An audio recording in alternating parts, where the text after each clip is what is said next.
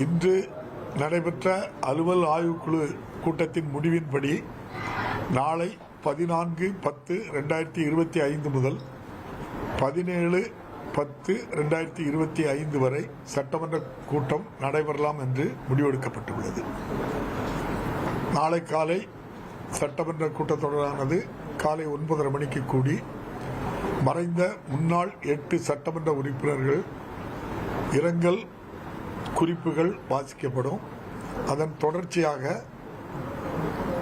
கரூர் நடைபெற்ற துயர சம்பவம், முன்னாள் கேரள முதல்வர் மாண்புமிகு VS அச்சுதானந்தன் அவர்கள், முன்னாள் ஜார்க்கண்ட் சட்டமன்ற உறுப்பினர் சிபு சோரன் அவர்கள்,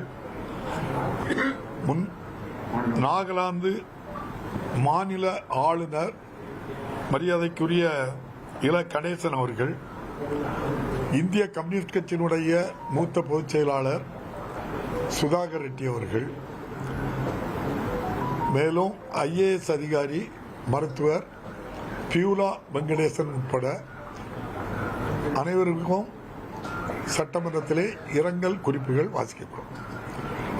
அதனைத் தொடர்ந்து திரு TK அமுல்கந்தசாமி சட்டமன்ற பேரவை உறுப்பினர் அவர்கள் மறைவு குறித்து இரங்கல் தீர்மானம் நிறைவேற்றப்பட்டு பேரவை நிகழ்ச்சிகள் அன்றைய தினம் ஒத்திவைக்கப்படும். அதன் தொடர்ச்சியாக அடுத்த நாள் 15ஆம் தேதி கூடுதல் மானிய கோரிக்கை பேரவைக்கு அளிக்கப்படும்.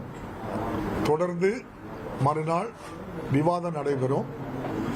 17/10/2025 விவாதத்துக்கு பதிலளிக்கப்படும்.